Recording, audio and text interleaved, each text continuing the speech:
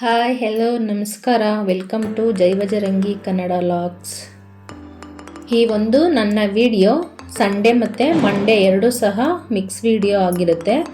Sunday cleaning ಮತ್ತು Monday ಯಾವ ರೀತಿಯಾಗಿ ನಾವು ಹಬ್ಬ ಆಚರಿಸಿದ್ವಿ ಅನ್ನೋ ಒಂದು ವಿಡಿಯೋ ಆಗಿರುತ್ತೆ. ಹಾಗೆ ಮಂಡೇ ವ್ಲಾಗನ್ನು ಪಾರ್ಟ್ 1 ಮತ್ತು ಪಾರ್ಟ್ 2 ಆಗಿ ಮಾಡಿದ್ದೀನಿ.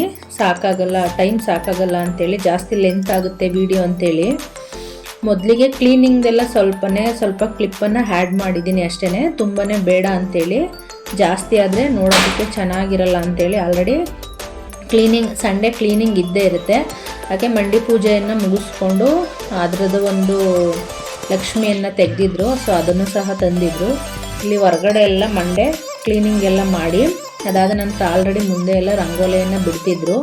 ಇಲ್ಲಿ ಬೆಳಗ್ಗೆ ಮಳೆ ಬರ್ತಾ ಇದ್ದಿದ್ದರಿಂದ ತುಂಬಾ ಇದಾಗಿತ್ತು, ತೇವ ಆಗಿತ್ತು. ಹಾಗಾಗಿ ಹೇಗೆ ರಂಗೋಲಿ ಬಿಡೋದು ಅಂಥೇಳಿ ನಾನು ಸುಮ್ಮನೆ ಆಗಿಬಿಟ್ಟಿದ್ದೆ. ಅದಾದ ನಂತರ ಸ್ವಲ್ಪ ಟೈಮ್ ಆದಮೇಲೆ ಮಳೆ ಎಲ್ಲ ಸ್ಟಾಪ್ ಆಯಿತು.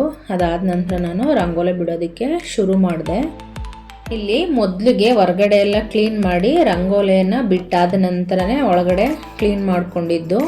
ನಾನು ಬೆಳಗ್ಗೆ ಅಷ್ಟು 5 ಗಂಟೆಗೆ ಎಲ್ಲ ದೀಪ ಏನು ಹಚ್ಚಿಲ್ಲ, ನಿಧಾನಕ್ಕೆ ದೀಪ ಹಚ್ಚಿದ್ವಿ. ಯಾಕಂತೇಳಿದ್ರೆ ಆಯುಧ ಪೂಜೆಯಲ್ಲಿ ನಾವು ಪೂಜೆಯನ್ನು ಮಾಡ್ಕೊಂಡಿರಲಿಲ್ಲ.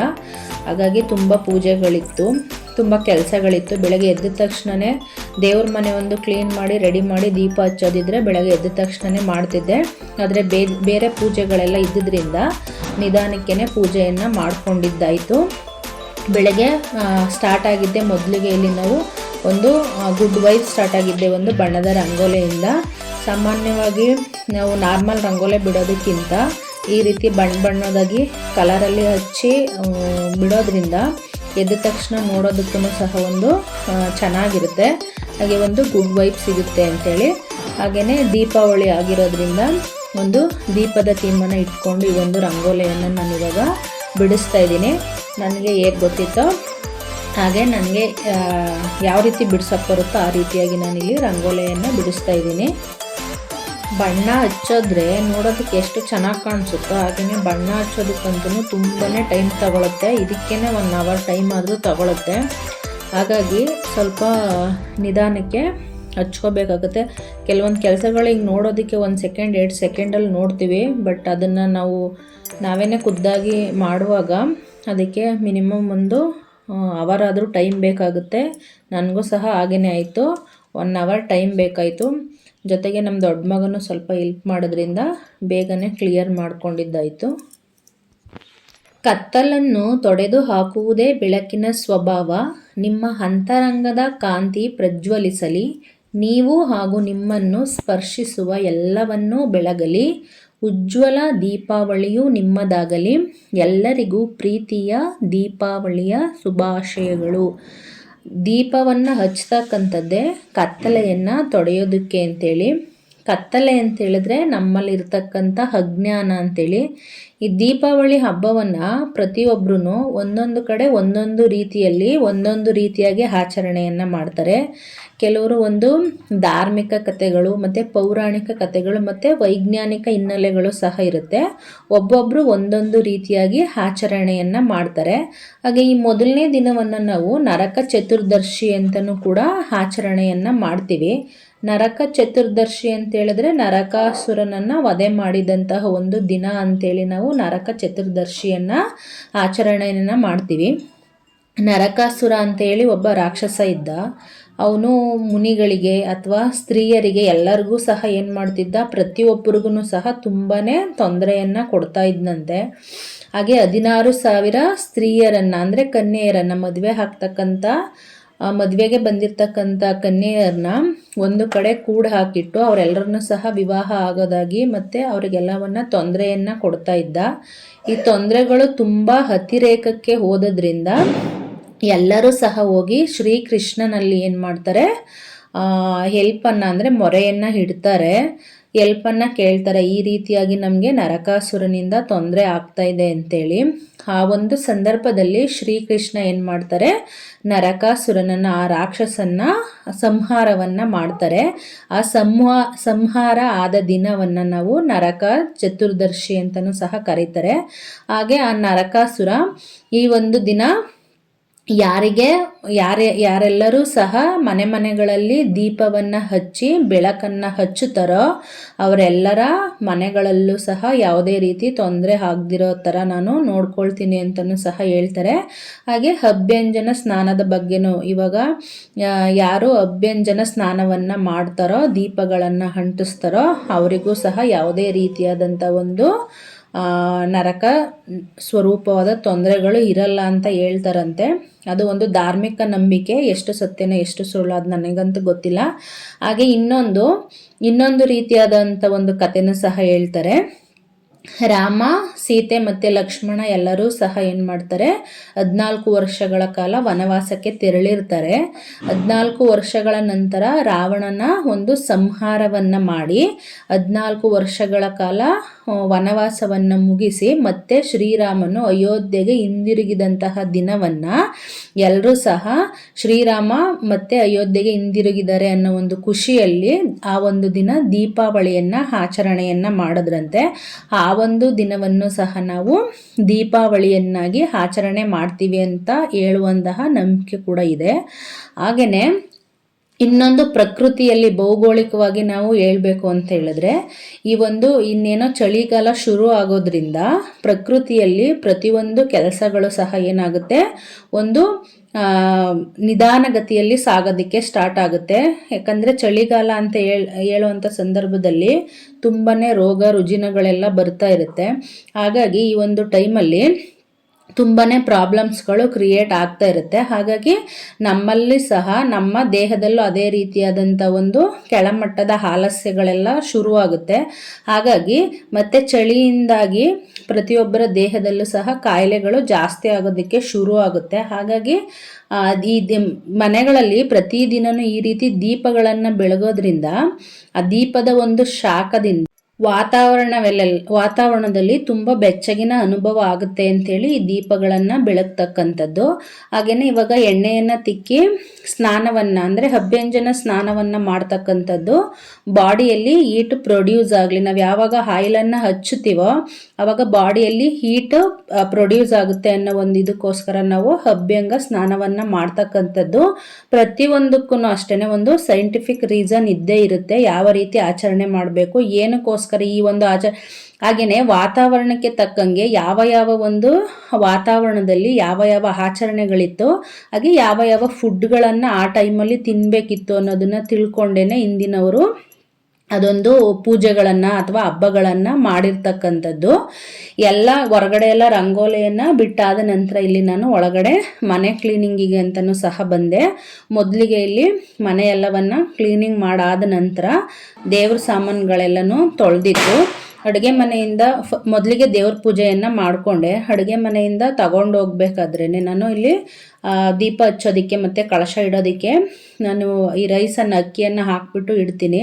ಹಾಗಾಗಿ ಮತ್ತೆ ಹಿಂದೆ ಮುಂದೆ ಓಡಾಡಬೇಕಾಗುತ್ತೆ ಅಂತೇಳಿ ಮೊದಲೇ ಇಲ್ಲೇ ರೆಡಿ ಮಾಡಿಕೊಂಡು ನಾನೇನು ಮಾಡಿದೆ, ತಗೊಂಡೋಗಿ ಇಟ್ಟೆ. ನಾನಿಲ್ಲಿ ಕಳಶಕ್ಕೆ ಯಾವಾಗಲೂ ಅಷ್ಟೇ 5 ಎಲೆಗಳನ್ನು ಯೂಸನ್ನು ಮಾಡ್ತೀನಿ.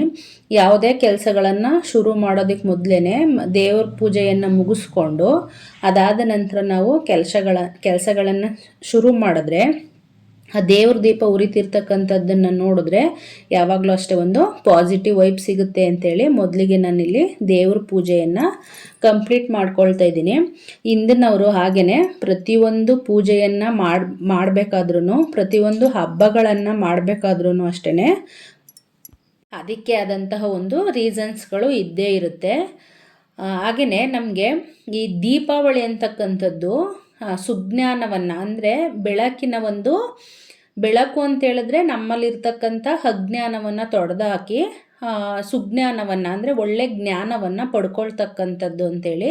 ಇವಾಗ ನೋಡಿ, ಗೂಬೆ ಮತ್ತು ಮನುಷ್ಯರು ಇಬ್ಬರಿಗೂ ಸಹ ಏನು ವ್ಯತ್ಯಾಸ? ಗೂಬೆ ಯಾವಾಗಲೂ ಸಹ ಕತ್ತಲಲ್ಲಿರೋದಕ್ಕೇ ಇಷ್ಟಪಡುತ್ತಲ್ವ, ಅದಕ್ಕೆ ಯಾವಾಗ್ಲೂ ಕತ್ತಲೇನೆ ಕಂಫರ್ಟ್ ಆಗಿರುತ್ತೆ. ಇವಾಗ ನಾವು ದೀಪದ ಬೆಳಕನ್ನು ಒಂದು ಸುಜ್ಞಾನಕ್ಕೆ, ಹಾಗೆಯೇ ಅಜ್ಞಾನವನ್ನು ಕತ್ತಲೆಗೆ ಯಾವಾಗಲೂ ಸಹ ಹೋಲಿಸ್ತೀವಿ. ಇವಾಗ ಈ ಗೂಬೆ ಮತ್ತು ಮನುಷ್ಯನಿಗೆ ಏನಕ್ಕೆ ಹೋಲಿಸ್ತಾರೆ ಅಂತ ಹೇಳಿದ್ರೆ ಅದಕ್ಕೆ ಬೆಳಕಿನ ಒಂದು ಅವಶ್ಯಕತೆ ಇಲ್ಲ. ಅದಕ್ಕೆ ಕತ್ತಲೆ ಇದ್ರೇ ಸಹ ಕಂಫರ್ಟ್. ಬಟ್ ನಮ್ಗೆ ಆ ಥರ ಇರಲ್ಲ. ಖಂಡಿತವಾಗೂ ನಮಗೆ ಬೆಳಕಿನ ಅವಶ್ಯಕತೆ ಬೇಕೇ ಬೇಕು. ಯಾವಾಗಲೂ ಅಷ್ಟೇ ನಾವು ಬೆಳಕಿನಲ್ಲೇ ಏನು ಮಾಡ್ತಕ್ಕಂಥದ್ದು, ನಮ್ಮ ಪ್ರತಿಯೊಂದು ಕೆಲಸಗಳನ್ನು, ನಮಗೆ ಬೆಳಕು ಇಲ್ಲ ಅಂತ ಹೇಳಿದ್ರೆ, ಯಾವಾಗಲೂ ಕತ್ತಲೆ ಇದೆ ಅಂತ ಹೇಳಿದ್ರೆ ನಮಗೆ ಏನನ್ನು ಸಹ ಮಾಡೋದಕ್ಕೆ ಆಗಲ್ಲ. ಆದರೆ ಗೂಬೆಗೆ ಆ ಥರ ಬರಲ್ಲ. ಅದು ಯಾವಾಗಲೂ ಬೆಳಗಿನ ಸಮಯದಲ್ಲೆಲ್ಲನೂ ಸಹ ಏನಾಗಿರುತ್ತೆ, ಒಂದು ಕಡೆ ಕುತ್ಕೊಂಡೇ ಇರುತ್ತಂತೆ.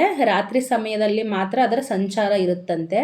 ಹಾಗಾಗಿ ಗೂಬೆ ಮತ್ತು ಮನುಷ್ಯರಿಗೆ ಬೆಳಕು ಮತ್ತು ಕತ್ತಲೆಗೆ ಏನಕ್ಕೆ ಯೋಚನೆ ಇದನ್ನು ಮಾಡಿದ್ದಾರೆ, ವ್ಯತ್ಯಾಸವನ್ನು ಹೇಳಿದ್ದಾರೆ ಅಂತ ಹೇಳಿದ್ರೆ, ನಾವು ಗೂಬೆಗಳಾಗಬೇಕಂತ ಹೇಳಿದ್ರೆ ನಾವು ಕತ್ಲೆಯನ್ನೇ ಇಷ್ಟಪಡ್ತೀವಿ. ಯಾಕಂದರೆ ಒಳ್ಳೆ ಜ್ಞಾನವನ್ನು ತಿಳ್ಕೊಳ್ಳೋದ್ರ ಕಡೆ ನಾವು ಹೋಗೋದಿಲ್ಲ. ಸೊ ಯಾವಾಗ ನಾವು ಒಳ್ಳೆ ಜ್ಞಾನವನ್ನು ತಿಳ್ಕೊಳ್ಳೋದ್ರ ಕಡೆ ಹೋಗೋದಿಲ್ವೋ ಆವಾಗ ನಮ್ಮ ಕ್ಯಾರೆಕ್ಟರ್ ಏನಾಗುತ್ತೆ, ಗೂಬೆ ಕ್ಯಾರೆಕ್ಟ್ರೇ ಆಗಿರುತ್ತೆ. ಆದರೆ ನಾವು ಒಂದು ಸುಜ್ಞಾನದ ಕಡೆ ಹೋಗ್ಬೇಕಂತ ಹೇಳಿದ್ರೆ ನಮ್ಮಲ್ಲಿ ಪ್ರತಿಯೊಬ್ಬರಲ್ಲೂ ಸಹ ಯಾವುದೇ ಒಂದು ವಿಷಯದಲ್ಲೂ ಸಹ ಯಾವುದರಲ್ಲೂ ಪರ್ಫೆಕ್ಟ್ ಅಲ್ಲ. ಬಟ್ ಪರ್ಫೆಕ್ಟ್ ಇರ್ತೀವೋ ಇರಲ್ವೋ, ಆದರೆ ಏನು ಮಾಡಬೇಕು, ನಮ್ಮ ಒಂದು ನಾವೇನು ತಪ್ಪನ್ನು ಮಾಡ್ತಾ ಇದ್ದೀವೋ, 4 ಜನ ನಮಗೆ ಸರಿ ಅಂತ ಅಂದಿದ್ರೂ ಪರವಾಗಿಲ್ಲ, ನಮ್ಮ ಮನಸ್ಥಿತಿಗಾದ್ರೂ ಸಹ ನಾವು ಮಾಡ್ತಾ ಇರ್ತಕ್ಕಂಥದ್ದು ಸರಿ ಅನ್ನೋ ಥರ ನಾವು ಇರಬೇಕು. ಇವಾಗ ನಾವು ಏನೇ ಮಾಡಿದ್ರೂ ಸರಿ ಅಂತ ಅಂದ್ಕೋಬೇಕು ಅನ್ನೋ ಮೊಂಡುವಾದದಲ್ಲ, ಅದು ಕರೆಕ್ಟಾಗಿ ಸರಿ ಅಂತ ಅನ್ನೋ ಅಷ್ಟಾದ್ರೂ ನಾವೇನು ಮಾಡಬೇಕು, ಕರೆಕ್ಟಾಗಿ ನಾವಿರಬೇಕು. ಹಾಗಾಗಿ ಅಜ್ಞಾನ ಮತ್ತು ಸುಜ್ಞಾನವನ್ನು ಈ ರೀತಿಯಾಗಿ ಹೋಲಿಸಿರ್ತಕ್ಕಂಥದ್ದು. ಹಾಗಾಗಿ ನಮಗೆ ಕತ್ತಲೆಯ ಒಂದು ಅವಶ್ಯಕತೆ ನಮಗೆ ಇಲ್ಲ. ನಾವು ಬೆಳಕಿನೆಡೆಗೆ ಸಾಗೋಣ. ನಾವು ಕತ್ತಲೆಯಲ್ಲೇ ಇದ್ರೇ ನಾವು ಸಹ ಏನಾಗ್ಬಿಡ್ತೀವಿ, ಗೂಬೆಗಳ ಥರನೇ ಆಗ್ಬಿಡ್ತೀವಿ ಅಂಥೇಳಿ. ಮತ್ತು ನಾವು ಕತ್ತಲೆಯನ್ನು ಈ ಒಂದು ಕೋಣೆಯಲ್ಲಿ ಕತ್ತಲೆ ಇದೆ ಅಂತ ಹೇಳಿದ್ರೆ ಆ ಕತ್ತಲೆ ಎಲ್ಲವನ್ನು ನಾವು ಓಡಿಸ್ಬಿಡೋಕ್ಕಾಗೋದಿಲ್ಲ. ಆ ಥರ ಶಕ್ತಿ ನಮಗೆ ಇಲ್ಲ. ಸೊ ಕತ್ತಲೆಯನ್ನು ಒಡೆದೋಡಿಸ್ತಕ್ಕಂಥ ಶಕ್ತಿ ಇರತಕ್ಕಂಥದ್ದು, ಕತ್ತಲೆಯನ್ನು ನಿವಾರಿಸ್ತಕ್ಕಂಥ ಶಕ್ತಿ ಇರತಕ್ಕಂಥದ್ದು ಬೆಳಕಿಗೆ ಮಾತ್ರ. ಹಾಗಾಗಿ ನಮ್ಮಲ್ಲಿ ಯಾವಾಗ ಒಂದು ಅಜ್ಞಾನದ ಕತ್ತಲೆ ಹೋಗ್ಬಿಟ್ಟು ಒಂದು ಜ್ಞಾನದ ಬೆಳಕು ಬರುತ್ತೋ ಆವಾಗಲೇ ಸಹ ಪ್ರತಿಯೊಬ್ಬ ಮನುಷ್ಯನೂ ಸಹ ಮುಂದುವರೆಯೋದಕ್ಕೆ ಸಾಧ್ಯ ಆಗ್ತಕ್ಕಂಥದ್ದು. ನಿಮ್ಮ ಅಂತರಂಗದ ಕತ್ತಲೆಯನ್ನು ನೀವೇನೇ ತೊಡೆದಾಕೊಳ್ಳಿ ಅಥವಾ ನೀವೇನೇ ಅದನ್ನು ಕ್ಲಿಯರ್ ಮಾಡ್ಕೊಳ್ಳಿ ಅಂತ ಹೇಳ್ತಾರಲ್ವ. ನಮ್ಮಲ್ಲಿ ಏನಾದರೂ ತೊಂದರೆಗಳಿದೆ, ನಮ್ಮ ಒಂದು ಸ್ವಕಲಿಕೆ ಮತ್ತು ಸ್ವ ಬದಲಾವಣೆ ನಮಗೆ ಏನು ಬದಲಾವಣೆ ಆಗಬೇಕಂತ ಅನಿಸುತ್ತೋ ಅದನ್ನು ನಾವೇನೇ ಬದಲಾವಣೆಯನ್ನು ಮಾಡ್ಕೋಬೇಕು. ಇಲ್ಲ ಅಂತ ಹೇಳಿದ್ರೆ ಬದಲಾಗೋದು ತುಂಬ ಕಷ್ಟ. ಈ ಒಂದು ನಿಟ್ಟಿನಲ್ಲೂ ಸಹ ನಾವೇನು ಮಾಡ್ತೀವಿ, ಒಂದು ದೀಪಾವಳಿ ಹಬ್ಬವನ್ನು ಸಹ ನಾವು ಆಚರಿಸ್ತಕ್ಕಂಥದ್ದು. ಅಂದರೆ ಬರೀ ಒಂದು ವಾತಾವರಣದಲ್ಲಿರ್ತಕ್ಕಂಥ ಬದಲಾವಣೆಯಿಂದಾಗಿ ನಾವು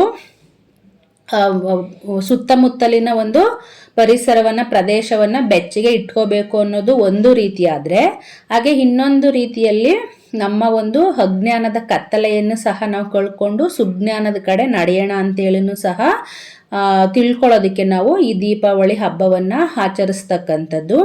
ಇಲ್ಲಿ ನಾವು ನಮ್ಮ ಕಡೆ ಎಲ್ಲ ಈ ಕಲ್ಲೆತ್ತೋದು ಅಂತ ಹೇಳ್ತಾರೆ. ಅದು ಏನಕ್ಕೆ ಆಚರಣೆ ಮಾಡ್ತಾರೋ ಇದು ನನಗೆ ಗೊತ್ತಿಲ್ಲ. ಹಿಂದೆ ಎಲ್ಲ ಜಾಸ್ತಿ ಈ ಟಿಫನ್ ಐಟಮ್ಸ್ಗಳನ್ನು ಮಾಡ್ತಾ ಇರಲಿಲ್ವಲ್ಲ, ಹಾಗಾಗಿ ಈ ಹಬ್ಬಕ್ಕೊಂದ್ಸಲ ದೋಸೆ ಇಡ್ಲಿ ಅಂತ ಮಾಡ್ತಿದ್ರಲ್ಲ, ಅದಕ್ಕೇನಾದರೂ ಮಾಡ್ತಾಯಿದ್ರೋ ಏನೋ ನನಗೆ ಗೊತ್ತಿಲ್ಲ.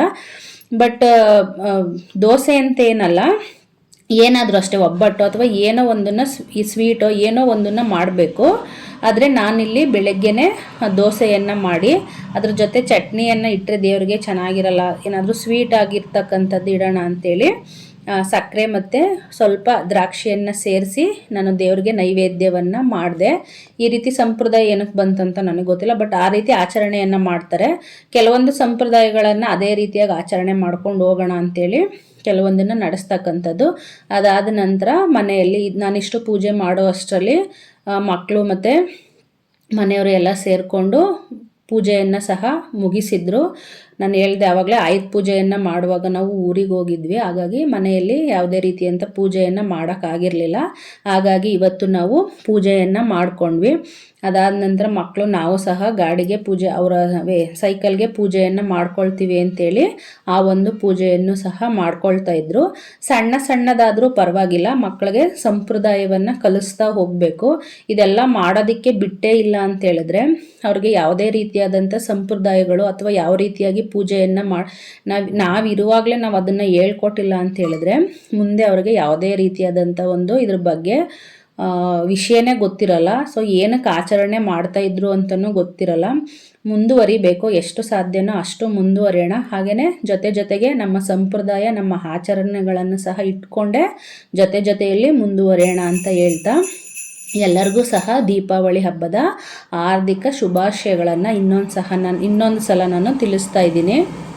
ಈ ಪೂಜೆ ಎಲ್ಲ ಮುಗಿಸ್ಕೊಂಡು ಆಗಿದ ನಂತರ ನಾವು ಸಹ ಟಿಫನನ್ನು ತಿಂದ್ವಿ.